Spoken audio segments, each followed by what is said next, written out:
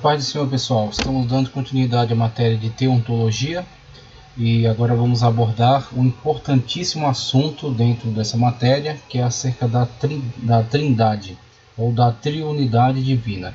Ok? Então vamos fazer aqui a leitura tanto do material do curso, da apostila, ver já o início da discussão desse tema fundamental para a nossa fé dentro desse material e expandir o nosso estudo para alguns materiais de referência que são fundamentais, que são muito importantes para nós estarmos caminhando de maneira firme, de forma a construir um conhecimento sólido dentro desta matéria. E vamos, para tanto, consultar a declaração de fé das Assembleias de Deus. Então vamos dar início primeiramente com a leitura do material do curso, depois com a declaração de fé, ver qual é o posicionamento oficial da igreja em relação a esse importante tema. Depois vamos consultar outros teólogos que também são importantes dentro da Igreja Assembleia de Deus, na obra Teologia Sistemática Pentecostal. Ok? Então vamos acrescentar Teologia Sistemática Pentecostal. Esses dois livros estão dentro do primeiro grupo. Vamos consultar 3 grupos de livros importantes para fundamentar aqui o nosso estudo na matéria de teontologia, tema da trindade ou triunidade divina. Tá, ok? Então esses 2 livros estão dentro do primeiro grupo, que é seguido também por teologia puritana. Vou trazer aqui a leitura de algumas páginas na teologia puritana. Vou ler também João Calvino na Instituição da Religião Cristã, nas Institutas, Instituição da Religião Cristã de João Calvino. O tomo é o de número 1 e vamos ver ali uma leitura onde ele trata acerca da trindade divina e também faz a apologia do tema, defendendo contra alguns polemistas que tentam causar aí alguma confusão no entendimento em relação a essa matéria. Além de João Calvino, vamos consultar também Tomás Aquino, ok? Na obra Suma Teológica de Tomás Aquino, a Suma Teológica de Tomás Aquino, o volume 1. Vamos ver ali a página em que Tomás Aquino trata também acerca dessa importante questão da triunidade divina, da unidade na trindade, do termo pessoa, ok? Então vamos ver o que Tomás Aquino tem a nos dizer, pelo menos talvez não de forma tão extensa, mas alguma coisa importante daquilo que ele tem a contribuir. Vamos fechar o primeiro grupo de textos com uma leitura em Santo Agostinho, De Trinitate, ou A Trindade de Santo Agostinho, tá, ok? Então, no primeiro grupo temos alguns autores, É a Declaração de Fé, que aí é o grupo, setor de apologética da Assembleia de Deus. Teologia Sistemática com Ezequias Soares, então, são vários teólogos. O teólogo que será consultado será Ezequias Soares, na Teologia Sistemática Pentecostal. Na Teologia Puritana, vamos consultar também 2 autores muito importantes. Passamos aí para João Calvino, para Tomás Aquino e fechamos com Agostinho. Depois dessa consulta a esse primeiro grupo, vamos passar para o segundo grupo, que serão 3 dicionários bíblicos. 3 dicionários bíblicos. Vamos consultar o dicionário Wycliffe, tá, ok? O dicionário Wycliffe, o tema aí da trindade, no dicionário Wycliffe, o verbete. Também o dicionário Crítico de Teologia, da editora Paulus, da editora Paulus. É uma parceria, na verdade, da Paulus com a Loyola. É uma parceria da Paulus com a Loyola. Vamos consultar então, essas obras. E também a Enciclopédia de Protestantismo. Enciclopédia de Protestantismo também será consultada aí para nos dar mais firmeza em relação às definições que tratam, da matéria da trindade. Aí vamos fechar com o terceiro grupo de livros, que serão alguns manuais. E eu quero trazer aqui algumas informações da teologia módulo básico da FTB, Faculdade de Teologia Bethesda, tá, ok? Do nosso pastor César Cavalcante, um pastor muito importante do ramo aí da apologética, da teologia de modo geral. Então vamos trazer a contribuição da FTB, tá certo? Faculdade Teológica Bethesda, o módulo básico, matéria de teontologia, tema de trindade, tema da trindade. Outro manual que vamos consultar será A Religião Cristã. A Religião Cristã, de Edgar Young Mullins, editora Hagios, ok? a religião cristã na sua expressão doutrinária. Então vamos ver aqui esse manual que trata acerca da religião cristã. Também traremos aqui no terceiro grupo Enciclopédia de Apologética, Enciclopédia de Apologética, de autoria de Norman Geisler. Vamos ver aí algumas polêmicas que são levantadas contra a doutrina da Trindade.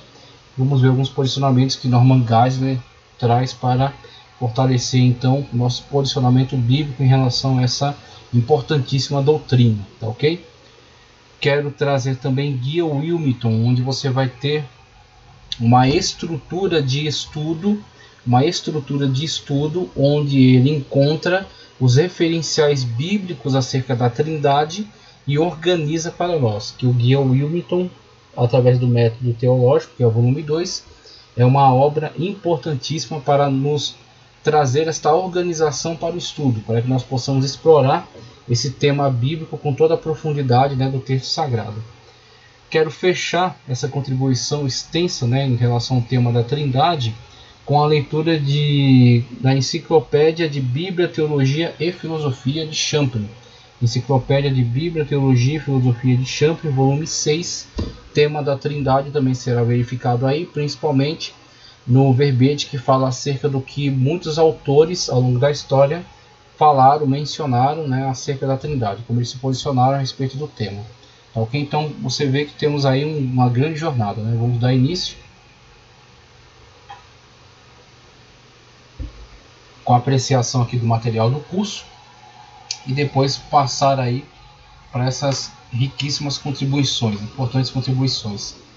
Então, no nosso material, ele começou a abordar uma questão relacionada ao triteísmo, que aí já vai estar conectada à aula que estava falando acerca dos antiteístas, tá? Dos antiteístas. E aí, dentre os antiteístas, ele estava falando aqui do ateísmo, politeísmo, monoteísmo, que aí é de fato uma afirmação teísta, né? Uma afirmação acerca do único Deus, enoteísta, o deísmo, o teísmo, de modo geral, o teísmo cristão, o teísmo aberto, panteísmo, panenteísmo, e aí ele vai tratar também acerca do triteísmo, onde acredita-se na existência então de 3 deuses. Então seriam 3 deuses separados trabalhando em conjunto. Então é uma afirmação que ele levanta aqui, né, uma perversão do trinitarismo, ok? Essa afirmação do triteísmo, que na verdade é uma afirmação herética. Então ela é um equívoco, uma vez que a doutrina não foi compreendida ou não foi aceita da maneira como a Bíblia Sagrada nos revela, e é isso que veremos de tão interessante, que mesmo o termo técnico Trindade não figurando nas Sagradas Escrituras, o termo não está escrito na Bíblia, toda a fundamentação para o entendimento da Trindade está sim nas Escrituras. Então é a mesma coisa que podemos falar acerca dos termos onipotência, onipresença e onisciência. Então, nenhum dos 3 termos está escrito nas Sagradas Escrituras, mas todos os 3 são atributos incomunicáveis de Deus que ninguém pode negar. Ninguém pode negar que Deus é onisciente, que sabe de todas as coisas. Dentro da onisciência, a presciência divina, Deus sabe de todas as coisas de antemão. A onipotência, que Deus é todo poderoso, o El Shaddai. A onipotência, a onipresença, que Deus está em todos os lugares, mas não está misturado com todas as coisas. Ele não é as coisas, como dizem os panteístas. Deus é tudo e tudo é Deus. Isso é uma afirmação herética. Deus está presente às coisas. Então, Deus está presente a nós em todos os lugares. Então, a sua presença está conosco. Mas ele não está misturado na sua criação. Ele é um ser pessoal distinto da sua criação. Então temos aí umas distinções muito importantes a fazer em relação à natureza de Deus. Ok? E é onde vemos que o triteísmo vai cometer esse equívoco de entender erroneamente a existência de 3 deuses separados. E aí você entra até já passa, né, a integrar um ramo do politeísmo, que crê na existência então de vários deuses, né, de diversos deuses, no caso aqui de 3 deuses, né, no caso do triteísmo. Aí ele vai falar também acerca de outra heresia chamada monarquianismo modalista, ou sabelianismo, né, oriundo aí de Sabélio. Acredita-se que essa doutrina começou a se desenvolver na Ásia e na África. Só mais tarde é que Sabélio a implantou em Roma, onde foi popularizada. A gente vai falar um pouco mais sobre Sabélio na última obra que a gente vai ler, é a Enciclopédia de Bíblia, Teologia e Filosofia, quando ele vai abordar o posicionamento de vários autores em relação a essas doutrinas. Tá, okay? Então ele vai falar também sobre Sabélio, sobre o sabelianismo. Ele implantou em Roma, onde foi popularizada. Por ser ele o maior defensor dessa doutrina, é que ela ganhou o sugestivo nome de sabelianismo, né, decorrente de ter sido criado então por Sabélio. Em oposição ao trinitarismo, Sabélio dizia que Deus tem uma substância indivisível, certo? Uma substância divisível, mas dividida em três atividades funcionais, ou três modos.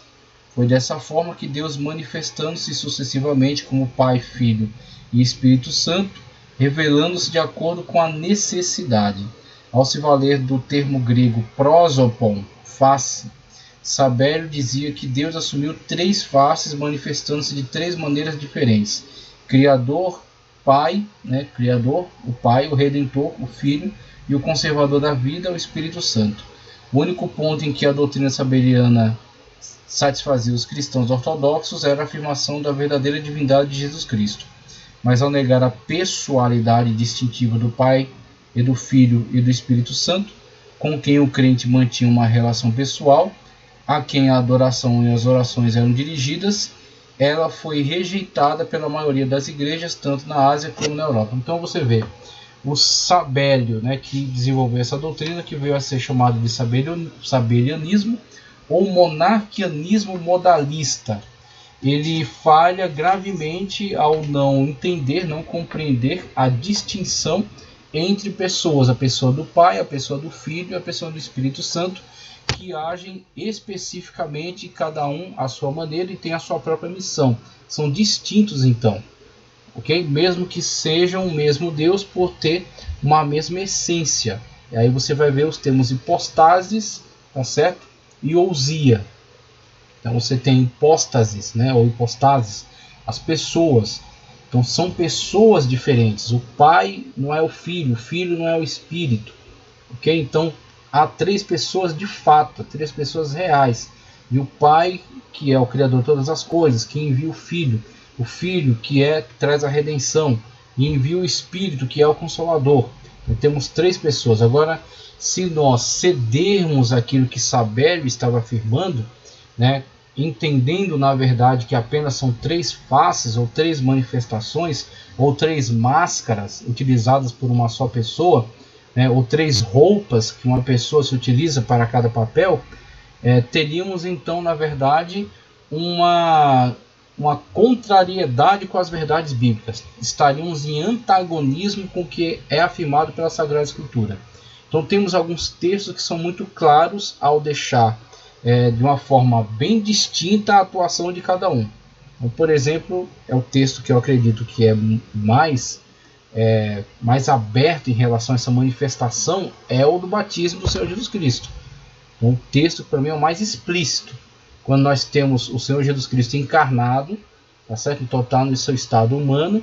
Então ele deixa não a sua deidade, a sua divindade, porque ele podia perdoar pecados, ele realizava diversos milagres, claro, pelo poder do Espírito Santo, mas ele recebia adoração como Deus. Então ele nunca deixou de ser Deus, mesmo deixando a sua glória. Então ele veio, entrou num corpo humano, então ficou totalmente unido, o plenamente homem e plenamente Deus. E aí você fala de união hipostática, você vê na matéria de cristologia, ok? Então Cristo, que é homem e é Deus, está ali indo até João para batizar-se, não para perdão de pecados, porque ele não cometeu nenhum pecado, inclusive na sua concepção. Aí você pode falar de reprodução bioplasmática, também na área de cristologia. Então ele foi gerado pelo Espírito Santo no ventre de Maria. Aí alguns podem dizer, como pode um ser humano ter sido gerado no ventre de uma mulher pecadora? E aí você tem a teologia bíblica, em momento nenhum diz que Maria é desprovida de pecado. Então Você tem um entendimento normal de que Maria, mesmo sendo uma mulher pecadora, concebeu alguém que não tinha nenhum pecado. Aí eu digo para você, como é que Deus gerou o homem do pó da terra no começo de todas as coisas?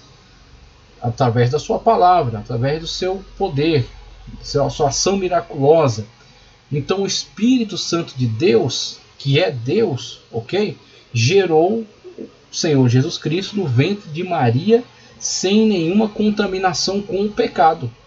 Veio da parte de Deus, foi uma iniciativa, foi um ato divino, miraculoso, poderoso, que gerou o Senhor Jesus Cristo no ventre de Maria. E ela concebeu então, e o Senhor Jesus Cristo, estando ali, foi até João batizar-se por cumprimento da justiça, uma vez que ele iria de fato ordenar para que esses batismos fossem realizados, ele mesmo cumpriu em si, ok, este ato, ele realizou em si esta ação. Então nós temos o Senhor Jesus Cristo ali diante de João Batista, foi batizado. A voz brada do céu: este é o meu filho amado, em quem tenho o meu prazer, em quem me comprazo. Nós temos então o Pai no trono, ok? O Espírito Santo desce em forma corpórea como de uma pomba. Não é que ele é uma pomba, não é que ele é um vento, não é que ele é um fogo, mas são manifestações visíveis para deixar muito clara a sua presença. Então ele se manifestou no Pentecostes como línguas repartidas como que de fogo. Aqui, como pomba, né? Uma manifestação como uma pomba, e desceu sobre o Senhor Jesus Cristo. Temos aí a Trindade divina manifesta. A voz que brada do céu, o Espírito que desce como pomba, Jesus que sai das águas. Então veja, no sabelianismo, a voz seria quem? Seria a pessoa bradando para si mesma, que está saindo da água, enquanto ela desce sobre si mesma com uma forma de pomba. Nós teríamos aí então uma confusão das pessoas, e nós teríamos um antagonismo em relação à clara, explícita afirmação bíblica da distinção entre as pessoas. Um é o que se encarnou e está na forma humana e está sendo batizado. Outro é o que brada do céu, que está sentado no trono, e outro é o que desce como forma corpórea, de forma corpórea de uma pomba, o Espírito Santo de Deus. Temos aí as três pessoas, a Trindade divina plenamente manifesta nessa passagem, tá certo? Que é muito significativo para todos nós. Então o sabelianismo falha, o sabelianismo erra, né? O monarquianismo modalista erra gravemente ao não respeitar, tá certo, o contexto da Escritura, a não respeitar as afirmações da Escritura, né? Ao tentar inventar para si um modo de explicar que na verdade não corresponde à realidade, tá ok? Ele passa então para o estudo específico do trinitarismo. Ele estuda especificamente o trinitarismo agora. Como é que ele vai fazer isso? Veja. Em primeiro lugar, devemos lembrar que a doutrina da Trindade foi criada, e aí ele vai colocar algo aqui que eu quero começar já a trazer uma outra reflexão. Ele coloca, foi inventada pela Igreja Católica. Vamos analisar aqui essas questões. Primeiro, já se falava acerca de Trindade antes de haver a grande cisão entre catolicismo, Igreja Católica Apostólica Romana no Ocidente e a Igreja Ortodoxa Grega no Oriente. Tá? Então, já começaram a se discutir. Claro que depois vieram os concílios para ratificar esse entendimento. Mas a investigação a respeito da Trindade, ela não pertence à Igreja Católica Apostólica Romana. Ela pertence à cristandade. Okay? Pertence ao cristianismo. Então o cristianismo não pode ser resumido numa instituição. Então há essa instituição dentro do cristianismo. O cristianismo é um grupo maior que inclui também essa instituição. A Igreja Católica está dentro do cristianismo. Então, inclusive, em muitas das coisas, a Igreja Católica foi defensora da verdade. Agora, claro, depois ela vai se corrompendo, vai sendo invadida por muitos conceitos heréticos, mas naquilo que acerta, nós não podemos dizer que errou. Então, naquilo que está certa conforme a Escritura, amém, está certa. E aí nós temos, por exemplo, a questão na qual a Trindade, ela não é invenção do catolicismo. A Trindade é uma verdade bíblica. Agora, a esta verdade bíblica se deu um termo técnico. Essa é a única questão do termo Trindade. Da mesma forma que há uma verdade bíblica na qual Deus é onisciente, mas a Bíblia Sagrada em momento algum diz que ele é onisciente, mas não usa o termo onisciência, não diz que Deus é onisciente, mas ela demonstra claramente que Deus sabe acerca de todas as coisas.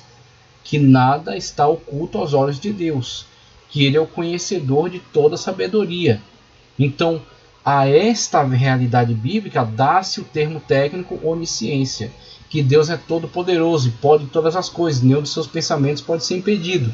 A isso dá-se o termo onipotência, tá certo? Que Deus está presente em todos os lugares, a isso dá-se o termo onipresença. Então o termo técnico resume toda uma base, uma fundamentação doutrinária, que está espalhada ao longo de todo o contexto das Sagradas Escrituras. Aí o termo técnico resume tudo isso numa só afirmação, num nome, num título. Ao título desse grande estudo da onipotência divina, dá-se o nome de onipotência.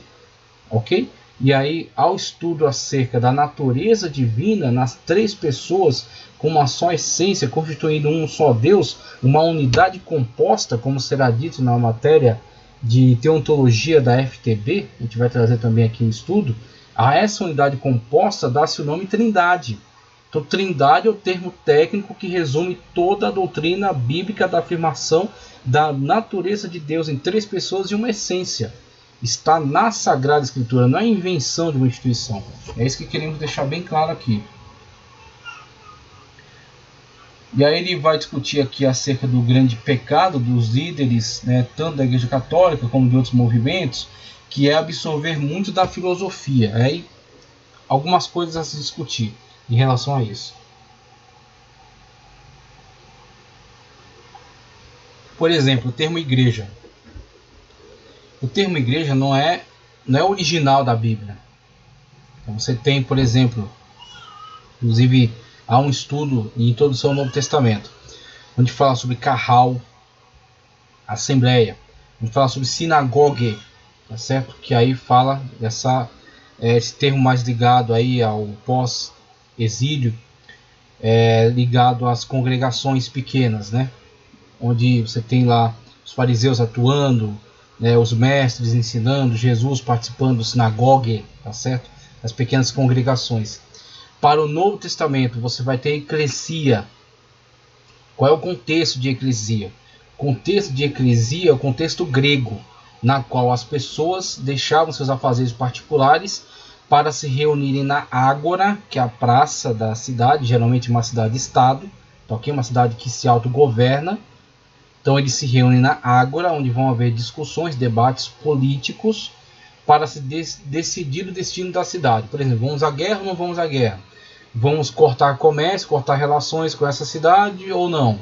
Vamos construir um altar, um templo, um prédio ou não vamos? Então, discutia-se temas importantes, temas centrais, temas relevantes na ágora. Os cidadãos gregos livres participavam dessa discussão. Então, o ato no qual estavam reunidos era uma eclesia, que enquanto estivessem reunidos num só propósito, movidos ali, movimentados, é um organismo dinâmico a eclesia. E aí o Novo Testamento toma de empréstimo para traduzir com esse termo a igreja. Os tirados para fora, aqueles que saíram dos diversos contextos nos quais estavam, do judaísmo, do paganismo, do mundanismo de modo geral, e agora estão movidos pelo amor a Cristo, vivendo em sua causa, tá certo? Proclamando o Evangelho, negando a si mesmo, tá certo? Levando cada um a sua cruz. É um organismo dinâmico, é a igreja, a eclesia. Estão saindo do mundo, estão voltados para Cristo. Então é um termo tomado de empréstimo. Assim acontece também com os termos hipostases, que ele está discutindo aqui, e ousia. O termo hipostasis, que vai passar para que é do grego, vai passar para o latim como persona. Ele vai falar aqui em algum momento, né? Vai passar para o latim como persona e vai falar sobre pessoa, ou de personalidade. E ousia, né? Que fala sobre essência. Então é interessante sim observarmos a crítica que ele faz aqui ao uso desses termos e ao demasiado apego, né? O hipostasis, que é a substância, né? Hipostasis, que é a substância do grego, e o ousia, que é a essência, né? Que vai também no português passar como vai ser associado à pessoa, né? do latim. Então temos aí esses termos que não são originais da Sagrada Escritura, não são termos originais do contexto bíblico, são termos tomados de empréstimo da filosofia grega. Agora, são tomados de empréstimos e é dado um uso específico, é dado um uso exclusivo. Então, eles, mesmo que eles tenham tido uma carga de significados nas suas línguas originais, utilizados pelos autores nos seus textos, nos seus estudos, não podemos ficar tão apegados ao uso que faziam dentro do seu contexto, porque foram tomados de empréstimo. Agora, eles estão ligados a um contexto diferente. É isso que ele está criticando aqui quando ele fala acerca do cuidado que se deve ter no uso desses termos. Porque se você mergulhar muito no que Platão entendia deles, no que Aristóteles entendia acerca deles, você acaba perdendo muito daquilo que a Bíblia revela sobre a pessoa de Deus e acaba se apegando muito ao que o termo técnico significa na mentalidade desses autores. É isso que ele está alertando aqui, que é um bom alerta. Nós temos que tomar cuidado, porque mesmo que nós tenhamos tomado de empréstimo, né, o termo hipostásis, né, substâncias, e o termo ousia, para essência, e qualificando Deus nesses termos, esses termos de modo algum serão suficientes para esclarecer acerca da substância divina, para esclarecer acerca da pessoa divina. Ok? Então seria muita petulância nossa, muita irracionalidade, pensar que estamos definindo Deus, pensar que estamos esgotando a definição acerca da pessoa de Deus. É isso que ele está alertando aqui, tem que tomar cuidado, mesmo que hipostásis, que foi utilizado como substância para a pessoa divina, a pessoa do Pai, a pessoa do Filho, a pessoa do Espírito, ousia, com relação à essência, né? 3 hipostásis, uma ousia, 3 pessoas, uma essência, constituindo um só Deus. Mesmo que tenhamos toda essa, utilizemos esses termos técnicos, né? Demos essa fundamentação, temos que tomar cuidado com o uso que se fazia disso na filosofia, a forma como se compreendia isso, né, nesses autores, e não ficarmos tão ligados a elas, porque elas serão insuficientes para compreender a grandeza, a complexidade, a profundidade da natureza divina. Então, o que nós vamos entender mais na frente, vamos partir para esse estudo também dentro dessa matéria, acerca da linguagem antropomórfica e a linguagem antropopática, ok? Quando tomamos de empréstimo da cultura grega o termo hipostásis, né, substância, para a pessoa, e o termo ousia, para a essência, né, a essência divina que constitui um só ser, a unidade composta de Deus, ok?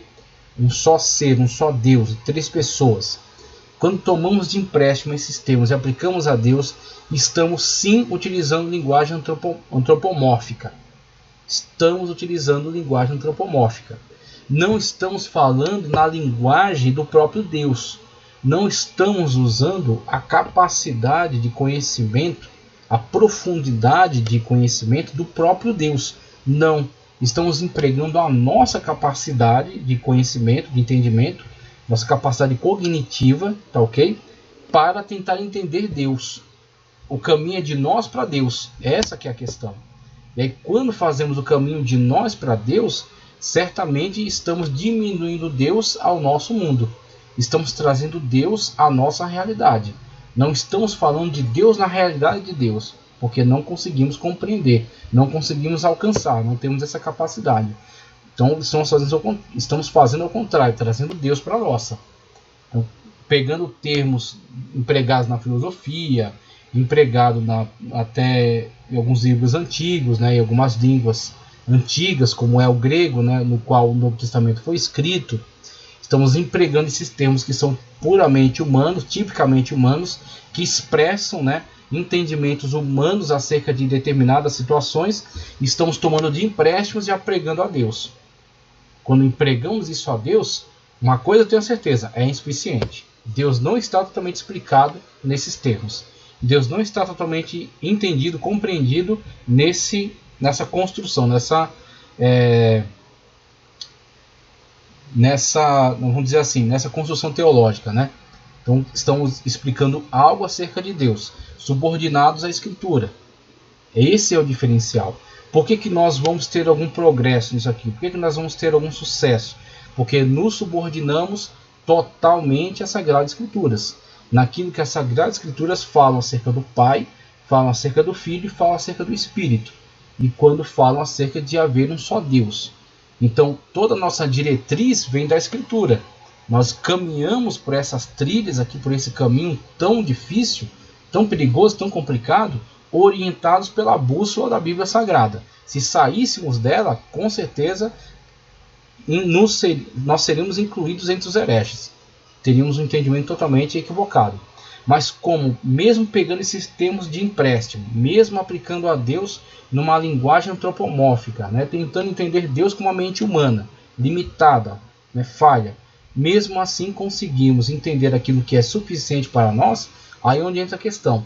Não entendemos de Deus tudo que Deus é, entendemos de Deus aquilo que é suficiente para nós. E aí conseguimos entender, inclusive alguns autores já disseram isso, entendemos mais o que Deus não é do que aquilo que Deus é. Então dizem, Deus não é vários deuses, não, é um só Deus. Deus é Pai, Filho e Espírito Santo. Muito bem, a Bíblia Sagrada diz para nós isso de forma muito clara. Deus é todo poderoso, Deus é onipotente, onisciente, Deus é santo, Deus é justo, Deus é amor. Ok, tudo isso temos também na Sagrada Escritura. E aí, a partir disso, entendemos que Deus é isso e não é essas outras características, qualificações desses outros deuses que na verdade são falsos deuses. Então, através disso, conseguimos uma bússola, conseguimos uma orientação.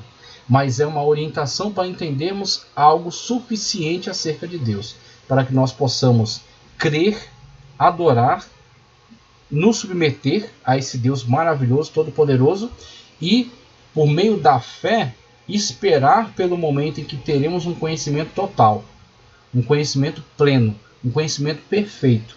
Não conhecemos totalmente ainda. E seria até contraditório se disséssemos que conhecemos totalmente a Deus. Por quê?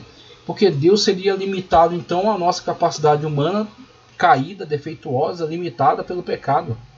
Pense em homens pecadores afirmando que conhecem tudo acerca de Deus. Que Deus é esse? Seria um Deus muito pequeno. Agora, quando nós conhecemos o suficiente de Deus para adorá-lo, sabemos que futuramente saberemos muito mais acerca de Deus. Talvez até saberemos tudo acerca de Deus, quando nós formos glorificados. Ou talvez nem consigamos, porque Deus está muito além de suas criaturas limitadas, mesmo essas criaturas sendo purificadas e glorificadas. Mas Deus é muito mais, está muito além.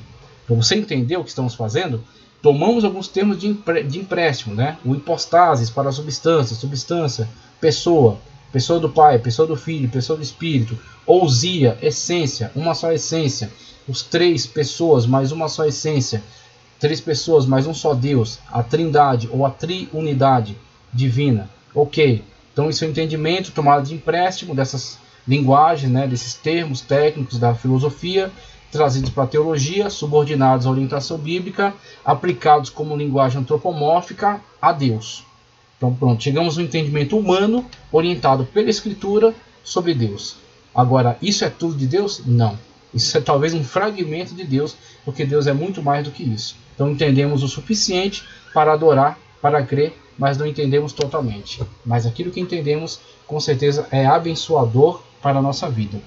Então a crítica dele é honesta, é bem feita, tá certo? No sentido de não entendermos de forma estúpida que porque nós aplicamos esses termos a Deus, eles são totalmente definidores, que não são.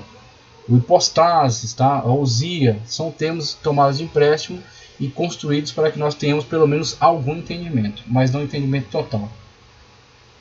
Que ele vai criticar o equívoco da Igreja Católica, de alguns teólogos, do Tomás Aquino até, de se apegar muito a esses termos e trabalhar neles na ótica que a filosofia desenvolvia e tentar limitar Deus a essas definições. Essa tentativa é totalmente infrutífera, de fato, a gente concorda com isso.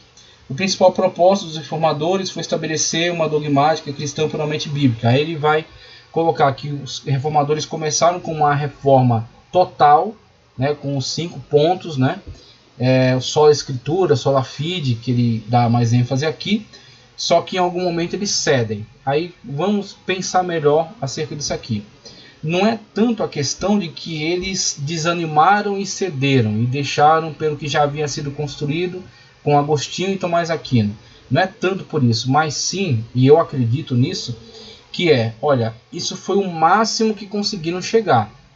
Foi o máximo. Então a mente humana, nas suas limitações, na sua fragilidade, conseguiu chegar até essa definição acerca de Deus, e isso é suficiente. Porque criticar esses teólogos que estavam sim dentro da Igreja Católica Apostólica Romana não deve ser criticado gratuitamente, criticar por criticar. Você tem que saber o que você está criticando, por que você está criticando. Se você critica eles nos seus acertos, você passa a ser incongruente. Então você tem que entender onde eles são dignos de crítica e onde, na verdade, eles podem ser sim ratificados. Então, Tomás Aquino, eu vou ler aqui para vocês algumas definições. Agostinho de Hipona. Em muitas coisas eles acertaram sim, ou pelo menos conseguiram chegar numa definição mais aceitável, subordinada à Sagrada Escritura. É a nossa bússola. Então nós tomamos alguns termos técnicos de empréstimo da filosofia, por exemplo, subordinados ao entendimento bíblico. Então eles não são mais aquilo que eram nas suas aplicações, dos seus autores, na filosofia, dos seus pensadores. Eles são agora um empréstimo, uma estrutura tomada de empréstimo e preenchida com um significado bíblico, como a eclesia. Eclesia, no contexto grego, era aquela reunião política, né? Então se praticava ali os discursos para se convencer as massas, onde vai surgir o retórico, né? A diferença entre os filósofos e os sofistas, né? Nessa discussão, o filósofo buscando a verdade, o sofista buscando convencer as massas. Assim nasce os conceitos de democracia, a democracia limitada para os cidadãos gregos livres, mas também a demagogia, que é um defeito da democracia, onde alguns tentam ganhar as massas por meio, né, de lisonjas, de promessas infrutíferas e tudo mais. Então você tem essas questões que estão incluídas dentro do termo eclesia, mas que não fazem sentido para nós. Por quê? Nós tomamos de empréstimo.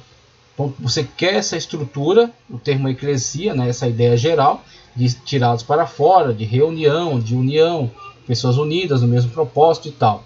Mas elas não têm mais aquela aplicação que tinham nos seus usos originais. Elas agora são aplicadas dentro do contexto da igreja para falar acerca daqueles que estão ligados a Cristo em espírito e em verdade, que têm uma comunhão, que são um corpo, tá certo? E que estão fora do mundo, que saíram do mundo e estão ligados a Cristo agora. Então, este é o uso. Então, é um outro uso. É um termo que teve origem no mundo grego, mas foi dado agora um uso totalmente exclusivo para o contexto da igreja. Assim também são esses termos que são empregados aqui.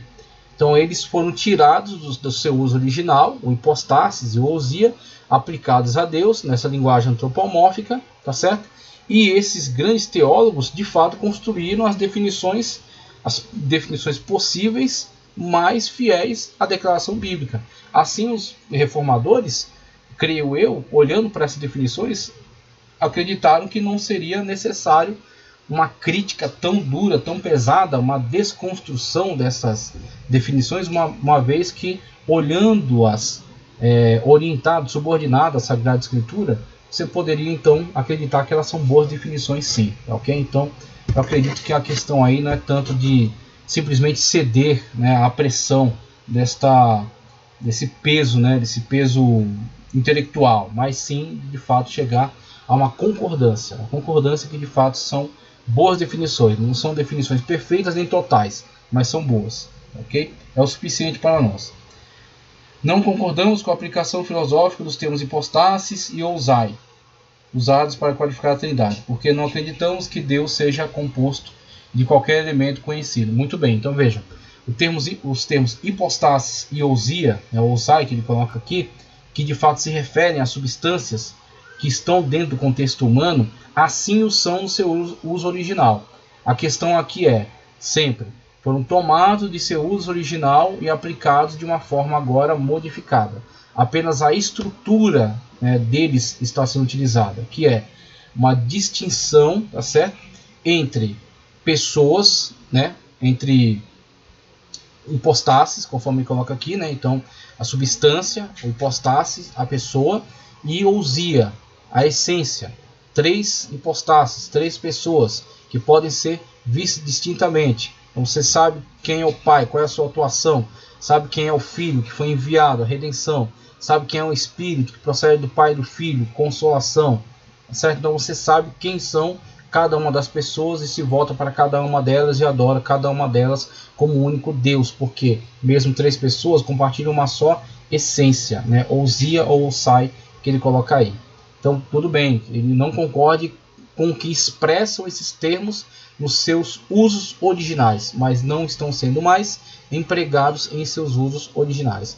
Foram tomados de empréstimo para serem aplicados agora nesta estrutura de entendimento, subordinada sim à Sagrada Escritura. É isso que você precisa entender, que esses termos foram tirados de seu uso, conforme eram utilizados nos seus usos originais. Foram tomados de empréstimo agora para exemplificarem esta verdade bíblica. A Trindade, mesmo o termo Trindade não estando na Bíblia, ela expressa uma verdade, uma realidade bíblica ampla, explícita, bem presente ao longo de toda a Escritura, ok? E esses termos agora estão trabalhando para este entendimento da Trindade, tá, ok? Vamos seguir. Origem da doutrina da Trindade. Ele vai falar, ó, não se sabe exatamente quando a doutrina trinitária começou a ser desenvolvida, mas há indícios de que os primeiros a cogitar sobre ela foram Atenágoras, cita aqui, né? Teófilo e Tertuliano. Atenágoras, Teófilo e Tertuliano. O que se sabe é que após longas discussões em vários concílios regionais, esse tema foi a principal pauta do Concílio de Nicéia em 325, onde foi aprovado pela maioria dos bispos ali presentes. Esse concílio foi custeado e dirigido pelo imperador Constantino, o qual, embora sem qualquer conhecimento bíblico, pronunciou em favor de Atanásio, defensor da Trindade, em detrimento de Ário, contrário ao trinitarismo. Vamos ver um pouco mais dessa polêmica no Dicionário Crítico de Teologia, o verbete chamado Crise Nicena.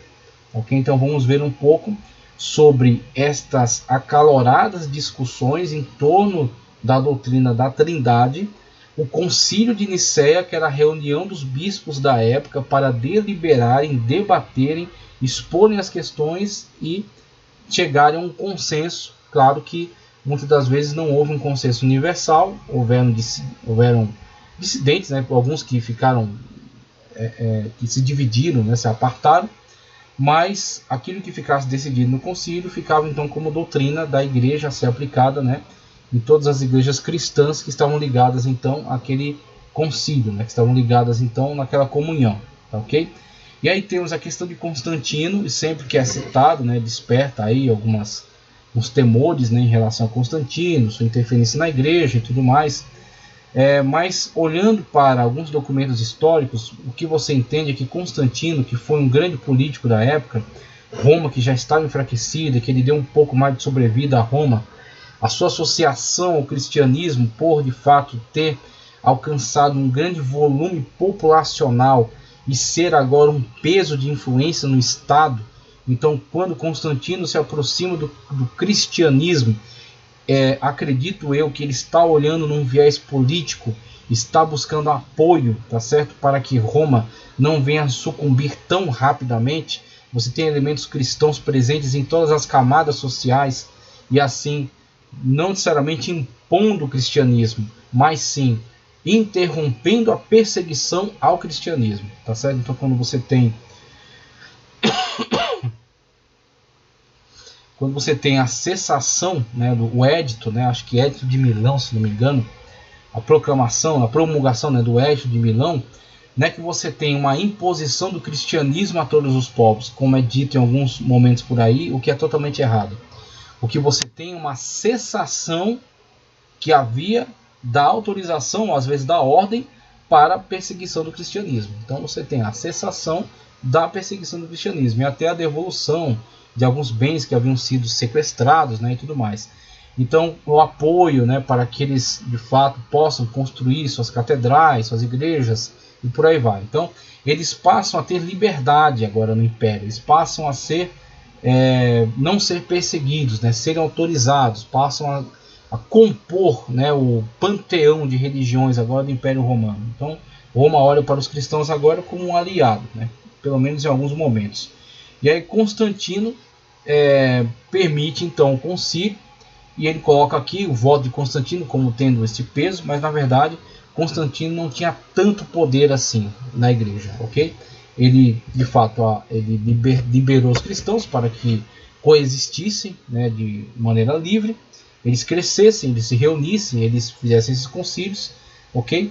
Mas ele não se envolveu tão proximamente do cristianismo, inclusive foi se batizar só perto da sua morte. Então ele olhava assim para os cristãos como aliados, né, como de fato um grupo que poderia lhe favorecer, né, nessa política aí de tentar manter aquilo que havia ainda do Império Romano, mas ele não tinha um aprofundamento tão grande, uma interferência tão grande dentro dos assuntos internos do cristianismo, a Sagrada Escritura, o cânon, as doutrinas. Isso era discutido entre os bispos, entre as lideranças da igreja da época, ou das igrejas, na verdade, né?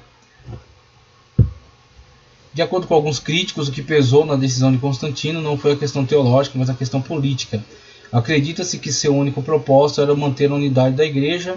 Com a decisão do imperador, todos os que não assinaram a aprovação ao trinitarismo foram banidos e tiveram seus livros queimados publicamente. Mas o debate sobre o tema trinitarista estava longe de se esgotar. Prosseguiu até o ano de 381, quando o imperador Teodósio convocou o concílio na cidade de Constantinopla. Agora veja Constantinopla, né, que é a atual Istambul. Nesse concílio, os teólogos chamados Pais Capadócios, Gregório de Nazianzano, Basílio Magno e Gregório de Nissa explicaram com mais clareza e defenderam o que havia sido estabelecido no Concílio de Nicéia em 325. Nessa ocasião, o trinitarismo foi efetivamente oficializado em todos os limites do Império Romano. Qualquer líder da igreja que pronunciasse contra seria excomungado. Qualquer que se pronunciasse contra seria excomungado. Essa excomunhão, por exemplo, quem tem este poder dessa excomunhão são os próprios bispos da igreja, que não vão ratificar o ministério de alguém que está contra aquilo que foi decidido, né? Aquilo que foi debatido, discutido e decidido em concílio. Aquele que está contra essa decisão, então não poderá exercer seu cargo, né, dentro da igreja da época. Então, algo que realmente não causa estranheza, né? Não causa estranheza. Nós temos aí essas situações, nós temos aí a participação de Constantino, muito mais política do que religiosa, né, ou teológica.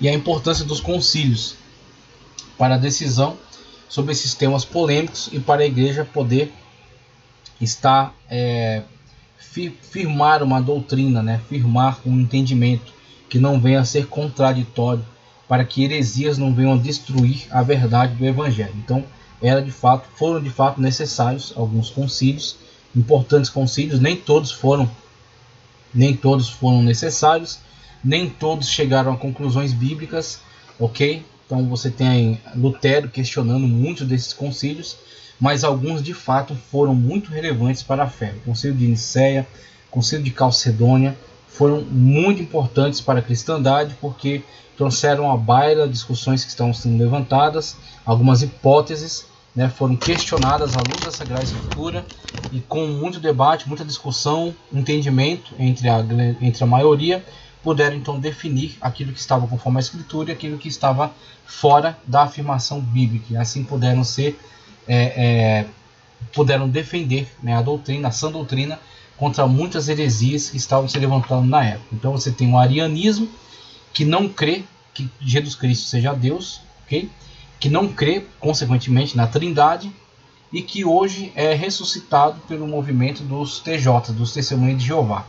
Você tem esse movimento que, na sua afirmação, se assemelha muito àquilo que a heresia ariana afirmava na época em que foram discutidos, né, esses temas aqui no Concílio de Nicéia e depois de Calcedônia. E aí você tem a Trindade, continua sendo um mistério ainda não revelado. Ele diz, confesso que é muito mais fácil dizer o que não é a Trindade que dizer o que é a Trindade. Essa afirmação, por mais que pareça estranha para algumas pessoas, mas de fato ela faz muito sentido. Porque quando você vai afirmar o que é a Trindade, você teria que ter a capacidade sobre-humana de mergulhar na natureza divina, compreendê-la e traduzi-la em palavras. Você entendeu? Para você dizer o que é a Trindade, o que ela é de fato, o que ela é em si mesma. Fazer um estudo ontológico sobre a Trindade. estudar a Trindade em si mesmo. E aí, você tem condições? Tem algum curso de teologia que nos dê essa capacitação? Obviamente que não, né? Então temos aí, por exemplo, o Espírito Santo de Deus sonda até as profundezas de Deus. Ok, o Espírito Santo de Deus. Então o Espírito Santo de Deus, a partir da nossa capacidade cognitiva, nos revela aquilo que é possível para nós e principalmente aquilo que é suficiente para a nossa fé. Então, com o conhecimento que temos acerca de Deus, utilizando de empréstimo alguns termos técnicos, como eu já coloquei, orientados, subordinados à verdade revelada das Sagradas Escrituras, como também já coloquei, chegamos a um conhecimento numa linguagem antropomórfica, ou seja, uma linguagem humana, falando sobre Deus, do homem para Deus, do finito para o infinito, do defeituoso para o perfeito. Entendeu a dinâmica da coisa? Então chegamos a um entendimento humano acerca de um Deus extraordinário, maravilhoso, infinito, eterno, perfeito, habitante da luz inacessível. Ok? Entendeu qual é a distância? Então você chegou a um entendimento sobre Deus. Qual é o entendimento? Total? Não. Um entendimento suficiente para você adorá-lo, servi-lo, crer nele e aguardar pelo momento em que você terá uma amplificação, uma ampliação desse conhecimento. A partir do momento em que sua natureza for glorificada. Ok? Então, livres do pecado, num ambiente perfeito, eterno, teremos um conhecimento muito melhor, talvez não total, mas teremos um conhecimento muito melhor acerca de Deus. E se assim não fosse, se tivéssemos um conhecimento que esgotasse a natureza de Deus, tenha certeza, esse não seria o nosso Deus. Esse não seria o Deus Todo-Poderoso, eterno, maravilhoso, infinito, a quem nós servimos. Essa é a questão. Quando, diante da grandeza de Deus, tudo que nos resta é a perplexidade, é porque estamos diante do Deus certo. Estamos diante do Deus verdadeiro, do Deus que está além de toda capacidade de definição e de conhecimento humano. Então essa frase dele está certa, tá certo? É mais fácil dizer o que ela não é. Então a trindade não é triteísmo, não são três deuses separados, ok? A trindade não é panteísmo, Deus é tudo, tudo é Deus, também não é. A trindade não é ateísmo, a inexistência de Deus e a deificação da matéria, obviamente, também não é, ok? Então temos aí essas questões aí que de fato são reais, mais fácil dizer o que ela não é do que dizer exatamente o que ela é. Assim como o triteísmo não pode ser desvencilhado por iteísmo, o tritarismo também não pode ser desvencilhado do triteísmo. A questão aqui é a seguinte: quando você usa o termo hipostase e você faz a distinção de pessoas, você acaba entrando nessa teia, né, de colocar para Deus esse numeral três pessoas. E esse três pessoas, ele facilmente será confundido com o triteísmo, que afirma serem três deuses. Então é muito difícil definir trindade sem cair em triteísmo. E é onde entra a questão. Até coloquei um quadro aqui, e vai estar na tela para vocês, acerca de três representações. Você tem Deus, tá certo? Que é o termo geral. Dentro de Deus, que está ligado à essência, quando você fala Deus, né? Você fala Deus, por exemplo, o Elohim da Sagrada Escritura, que está no plural. Você está falando da essência. Agora, na essência, você tem três pessoas, você tem três hipostáses. Deus, ousia, um só Deus. Uma unidade. Só que uma unidade composta. Uma unidade composta por três pessoas, três hipostáses. Pai é uma pessoa, o Filho é uma pessoa, o Espírito é uma pessoa. Ok? Então o Pai envia o Filho envia o Espírito. Então o Pai e o Filho enviam o Espírito, colocando. Você tem então três ações diferenciadas, porque você tem três pessoas e cada ação ligada a uma delas. Ok? Então você tem três pessoas, mas essas três pessoas não perfazem três deuses, mas um só Deus, porque o ousia, que é Deus, é uma só essência. Então, por isso os dois termos são importantes. O ousia, tá certo? Ou ousai, como colocou ali, para a essência, e o hipostasis para a pessoa, falando de pessoa, ou falando de Deus em essência, um só Deus, mas uma unidade composta, como o termo Elohim expressa para nós, deuses, tá certo? Elohim. Então Elohim, esse M é o plural, Elohim é plural. Mas quando você tem o texto onde Elohim aparece pela primeira vez, Bereshit bara Elohim, tá certo? Não arrisco o resto, porque não fiz ainda o curso de hebraico do César Cavalcante, recomendo para todos, vou fazer também. Então veja, Elohim é Bereshit bara Elohim, né? O bara, que é o criou, no princípio criou.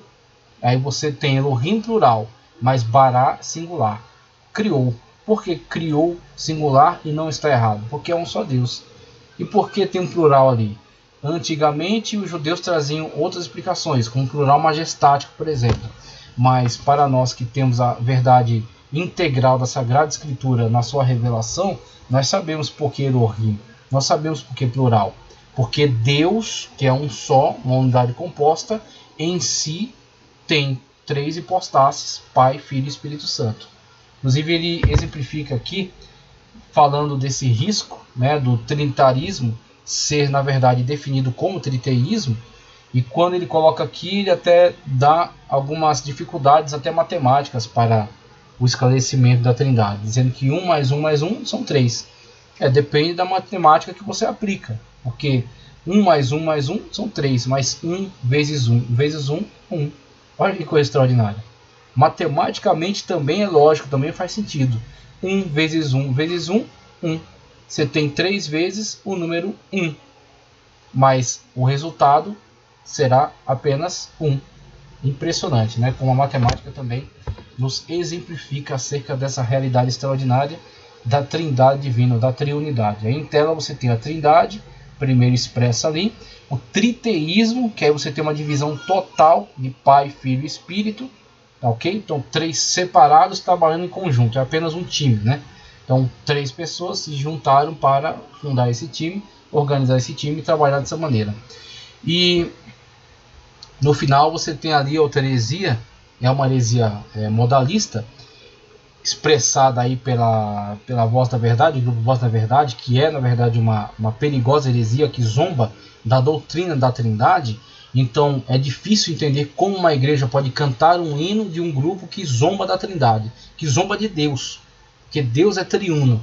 Então eles zombam da Trindade e algumas igrejas vão lá e cantam as músicas desses hereges blasfemos, que blasfemam da Trindade. Eles dizem que Jesus, tá certo? Jesus, ele é na verdade o Pai, o Filho e o Espírito Santo. Jesus. Então Jesus, no batismo, foi batizado por João Batista. Muito bem, Jesus saiu das águas.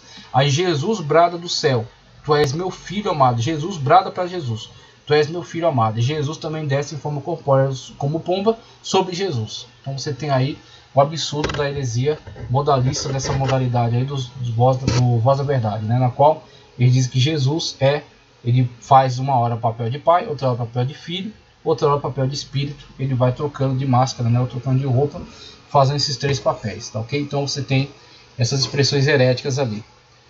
Monoteísmo no Antigo Testamento. Em nenhum trecho do Antigo Testamento encontra-se qualquer citação à existência de uma pluralidade de deuses que sejam verdadeiros. Muito pelo contrário, sempre que eles são mencionados é para advertir contra as falsidades. O Antigo Testamento revela que só há um Deus vivo e verdadeiro. Exatamente, a unidade na Trindade, a unidade divina. Os 10 mandamentos começam com a proibição de cultuar qualquer entidade supostamente divina. Proibição de cultuar qualquer entidade supostamente divina, senão ao único e verdadeiro Deus. Somente adorar ao Deus único e verdadeiro. Exatamente a afirmação que nós fazemos dentro do contexto da Trindade, da triunidade divina. Só um Deus verdadeiro.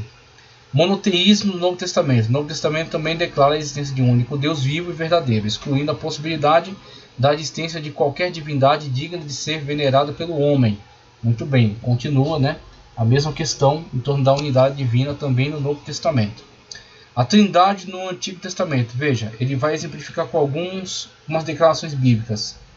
Embora a palavra Trindade por si só suponha a existência de mais de uma divindade, a forma em que essa doutrina tem sido ensinada desde que foi criada exclui a possibilidade de qualquer forma de triteísmo ou de politeísmo, que é a principal base tanto do judaísmo quanto do cristianismo. Aí ele coloca que mesmo que a palavra se mal entendida, conduza a uma afirmação triteísta, a maneira como ela foi fundamentada na Sagrada Escritura abole completamente qualquer possibilidade de politeísmo ou de triteísmo, mais especificamente falando, né? Ou de modalismo também, conforme Sabélio havia colocado, havia ensinado. Então, eles de fato se preveniram, né? Se precaveram contra isso. Falando acerca de trindade, você tem a deidade do Espírito de Deus. No Antigo Testamento, o Antigo Testamento nos fornece fortes indícios da trindade. Em Gênesis 1:1 lemos: o Espírito de Deus se movia sobre as águas. Semelhantemente, em 1 de Samuel 10:6 lemos: o Espírito do Senhor se apossará de ti. Não há que duvidar que o Espírito de Deus ou o Espírito do Senhor sugere dois seres.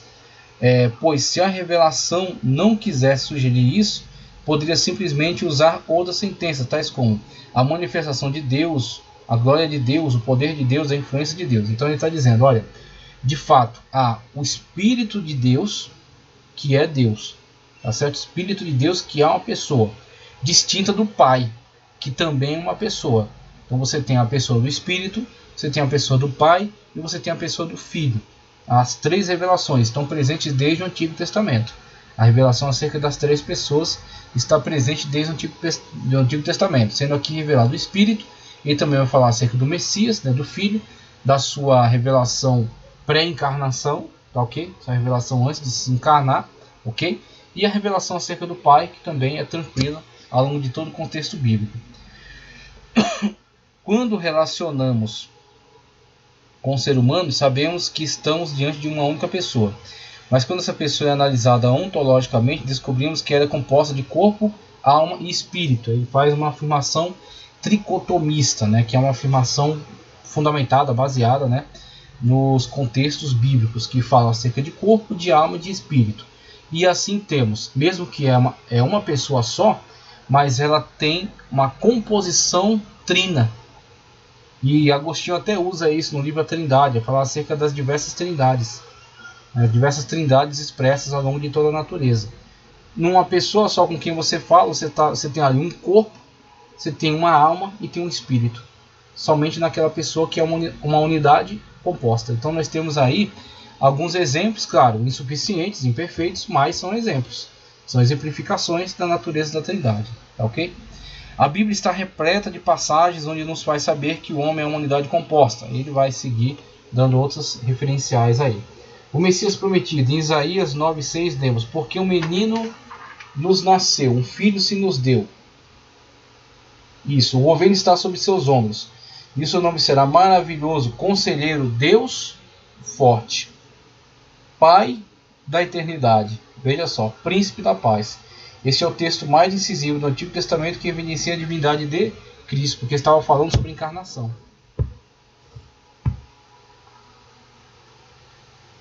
A vinda de Cristo em carne, chamando ele de Pai da eternidade, de Deus forte. Ok? Então, Isaías não se confundiu, Isaías não se enganou. Ele estava falando mesmo de Deus. O Deus Filho, Deus Espírito, Deus Filho. E aqui ele fala do anjo do Senhor, por exemplo, que são manifestações também de Cristo na sua forma pré-encarnada. Se o anjo do Senhor descrito no Antigo Testamento é verdadeiramente a aparição do Senhor Jesus no seu estado pré-humano, no Novo Testamento ele aparece na sua forma encarnada, João 1,14. Se o Espírito de Deus mencionado no Antigo Testamento de maneira indistinta é realmente o Espírito Santo, no Novo Testamento ele aparece de maneira bem definida. 1 Coríntios 2,12. Você tem a pessoa de Cristo, a pessoa do Espírito e a pessoa do Pai presentes ao longo de toda a Escritura, tá, ok? Perfazendo aí a trindade divina. Um só Deus. É um só Deus, mas são três pessoas. Deus Pai.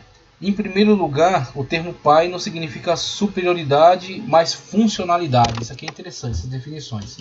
Não é superioridade, como a gente às vezes tem a tendência, né, de caminhar para esse entendimento. A partir das próprias formas de relacionamento humanas a que estamos subordinados, né? Mas estamos falando aqui de Deus, ok? Então todos os termos empregados são antropomórficos. São termos de empréstimo, termos humanos empregados a Deus. Então, a questão permanece, é Pai, mas não é Pai no sentido que nós entendemos Pai no nosso contexto humano.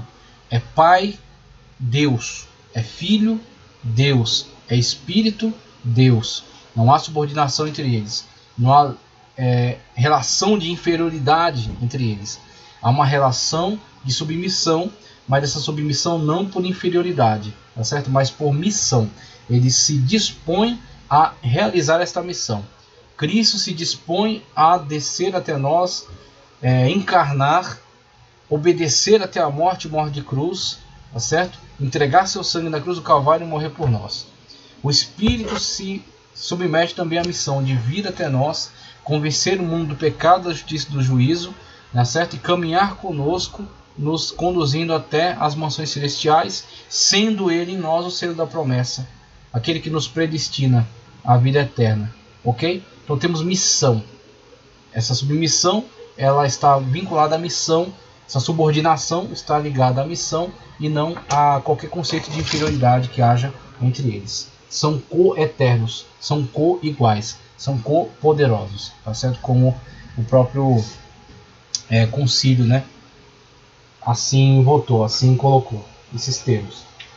Quando eu falo do Pai, então é funcionalidade, mas uma vez que na Trindade não há superioridade, pois a divindade do Pai não é revelada como sendo maior que a do Filho e a do Espírito. Quando o Senhor Jesus declara que o Pai é maior do que eu, conforme ele mesmo explica aqui, que o Pai é maior do que ele, né, João 14:28, está se referindo ao seu estado humano, onde ele se esvazia de sua glória, né? Ele se esvazia da sua glória, mas não da sua deidade, uma vez que ele pode perdoar pecados e ele recebe adoração, mas ele entra então na condição humana. Então ele vem para a condição humana, na qual ele estará subordinado ao Pai e estará, por ter passado pela kenosis, pelo esvaziamento, passou pelo esvaziamento, então ele pode afirmar com verdade: o Pai é maior do que eu. Agora, quando ele retomar a glória que ele mesmo disse que tinha junto a ti, quando ele faz aquela oração sacerdotal, né, ele está à destra de Deus, ele está recolocado na situação, né, no trono que ele compartilha com o Pai desde a eternidade. E ele passa por esse esvaziamento, por essa diminuição, por amor a nós. Por amor a nós, ele passa por essa situação, ok? No Antigo Testamento há cerca de 15 referências onde Deus se revela como Pai. Já no Novo Testamento, esse procedimento ocorre cerca de 245 vezes, coisa extraordinária, né? O Pai é Deus. O Filho do Homem vos dará, pois neste Deus, o Pai, imprimiu o seu selo. O Pai é eterno, né? Pai, desejo que onde eu estou estejam comigo também aqueles que tens me dado, para verem a minha glória, a qual me deste, pois que me amaste antes da fundação do mundo. Muito bem, eternidade do Pai e do Filho, né? O Deus Filho, o Filho é Deus. No princípio era o Verbo estava com Deus, e o Verbo era Deus, maravilhoso. O Testemunho de Jeová distorce isso aqui, colocando entre colchetes um Deus menor. Então eles acreditam, eles são politeístas, acreditam que existe Jeová, que é um nome que não existe na Bíblia Sagrada também, é um nome inventado, tá ok? É a junção de Yahvé com Adonai. Então juntam as duas palavras, fundindo as duas dá o termo Jeová, que foi cunhado na Idade Média, termo criado, inventado, ok? E eles creem então que há Jeová, que Jesus é um ser criado, mesmo sendo o maior dos seres, mas é um ser criado, que não é eterno, e assim eles o incluem num colchete. Jesus é um Deus, eles colocam dessa maneira. Assim sendo, para eles tem Deus Jeová e tem Deus Jesus. Sendo assim, dois deuses, eles são politeístas, e na verdade o politeísmo deles é semelhante à mitologia grega, porque dizem que Jesus é um Deus menor. Então existe o Deus maior e um Deus menor chamado Jesus, no entendimento do Testemunho de Jeová. Ok? Jesus seria um tipo de um Hércules, uma coisa assim, um semideus, né? Então isso é totalmente herético, isso é totalmente absurdo, isso não tem respaldo bíblico, ok? Jesus é Deus, no princípio era o Verbo estava com Deus, e o Verbo é Deus, ok? Mateus declara que ele é Emanuel divino, isto é, Deus conosco. Jesus presente é Deus conosco. No seu estado humano, ele era Deus conosco, ok? Uma coisa maravilhosa. Tomé, né, que duvidou primeiro, depois ele fez a grande afirmativa: meu Senhor e meu Deus. Em Tito 2,13 lemos: aguardando a bem-aventurada esperança e o aparecimento da glória de nosso grande Deus e Salvador Jesus Cristo, como eles declaram de forma aberta, né, a deidade de Cristo. O Filho perdoa pecados, só quem pode perdoar pecados é Deus. Então Deus Pai, Deus Filho e Deus Espírito. O Espírito Santo é Deus. No caso de Ananias e Safira, registrado em Atos 5, 3 ao 4, Pedro declara que o Espírito é Deus. E uma força ativa, conforme declaram também os testemunhos de Jeová, declaram hereticamente, incorretamente, né, erroneamente declaram o Espírito Santo como força ativa. Não pode se mentir a luz elétrica, né? Não pode se medir a eletricidade que passa nos fios. A força ativa é como a eletricidade que circula pelos fios, que está fazendo funcionar esse celular, que liga as lâmpadas, né? E uma força ativa é impessoal. O Espírito Santo de Deus é pessoal. O Espírito Santo de Deus pode ser glorificado, né? Pode ser louvado, adorado, mas também pode ser magoado, entristecido, pode se blasfemar contra ele. Então ele não é uma força ativa, ele sim é uma pessoa. E não somente uma pessoa, ele é Deus. Ok? O Espírito Santo é eterno, conforme Hebreus 9,14. Quanto ao mais, o sangue de Cristo, que pelo Espírito eterno se ofereceu a si mesmo, imaculado a Deus, purificará as vossas consciências das obras mortas. O Espírito eterno, a eternidade do Espírito Santo. O Espírito é onisciente. 1 Coríntios 2, 10 a 11. Mas Deus nos revelou pelo seu Espírito, porque o Espírito penetra todas as coisas, ainda as profundezas de Deus. Coisa maravilhosa, né?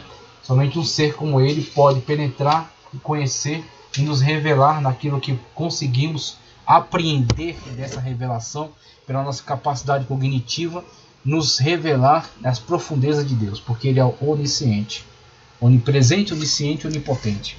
O Espírito Santo pode negar o perdão de pecado. Em Mateus 12, 31, lemos: todo pecado e blasfêmia se perdoará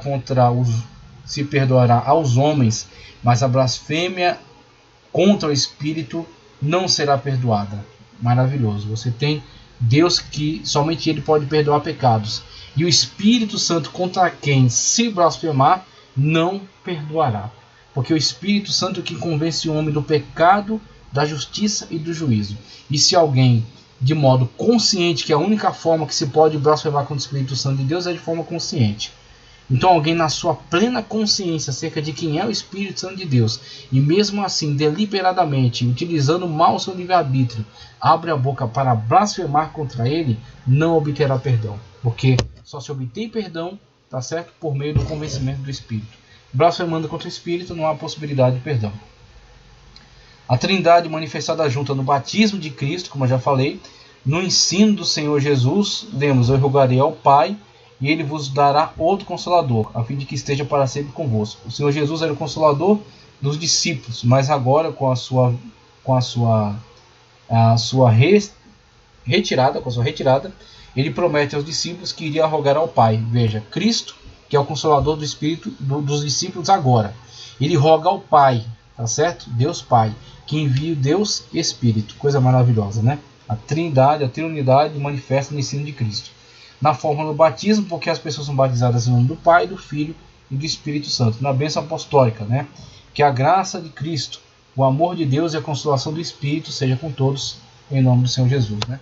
Veja só, coisa maravilhosa. Na visão de Estevão, o trecho de Atos 7, 55 e 56 relata que pouco antes de ser apedrejado, Estevão, cheio do Espírito Santo, veja só, ele estava cheio do Espírito, viu a glória de Deus Pai e o Senhor Jesus em pé à sua destra.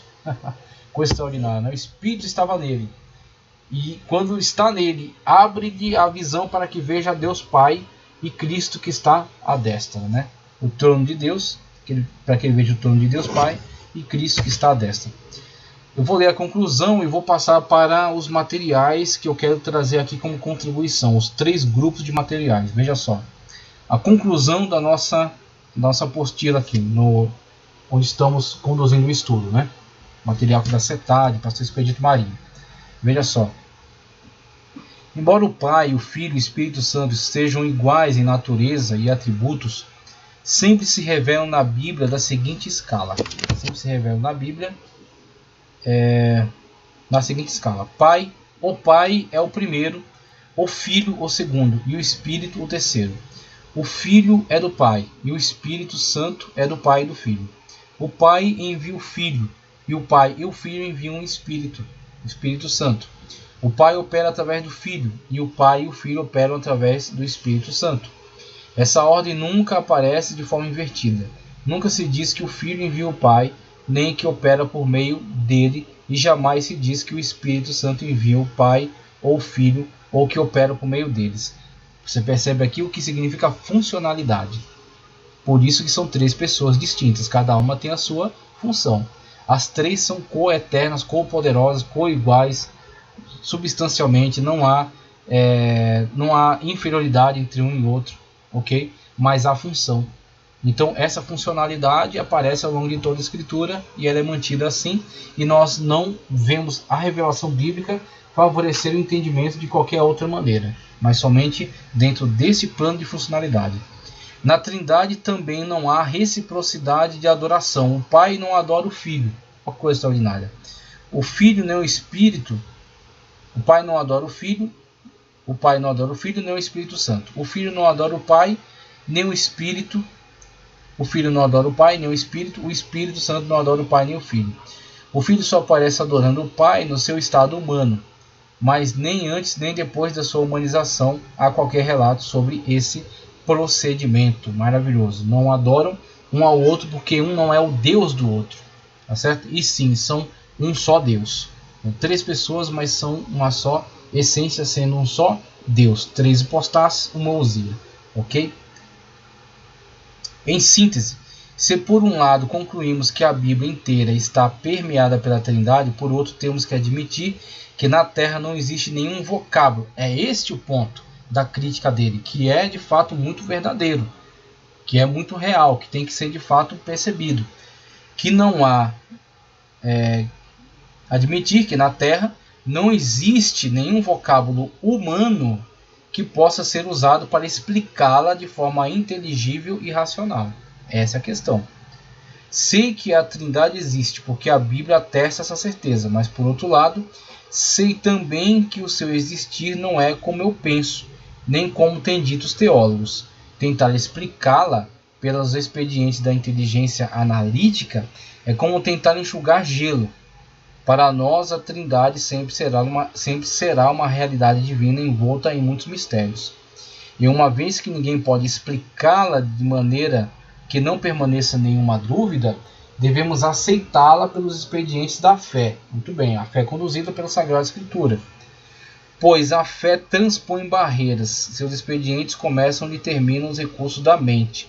Sendo assim, o que nos resta é aceitá-la pela fé e amá-la com o coração e confessá-la com a nossa boca. Amém. Glória a Deus. Então, não sabemos tudo que podemos, não sabemos tudo que poderíamos saber acerca da Trindade Divina, que é Deus único em essência e três em pessoas. Não sabemos tudo que poderíamos saber, mas sabemos aquilo que é suficiente sabermos para adorá-lo, para crer nele e para esperar pelo grande dia em que mais será revelado para nós quando formos glorificados, quando formos aperfeiçoados. Então sabemos aquilo que pelo Espírito Santo de Deus é-nos suficiente saber acerca de Deus, acerca do único Deus, unidade composta em três pessoas: Deus Pai, Deus Filho e Deus Espírito, constituindo um só Deus, da mesma forma como 1 vezes 1 vezes 1 é 1. Então agradeço aqui esse primeiro momento, e aí vamos dividir o vídeo. Fizemos aqui uma análise em cima do material do curso, agora partiremos para uma análise em cima desses outros materiais que vão corroborar no nosso entendimento, né? Desde já agradeço pela sua permanência, né, aqui nesse vídeo discutindo esse importantíssimo tema. Peço para que você compartilhe, que você curta o vídeo, inscreva-se no canal, compartilhe o canal e que Deus continue abençoando poderosamente a sua vida em nome do Senhor Jesus Cristo.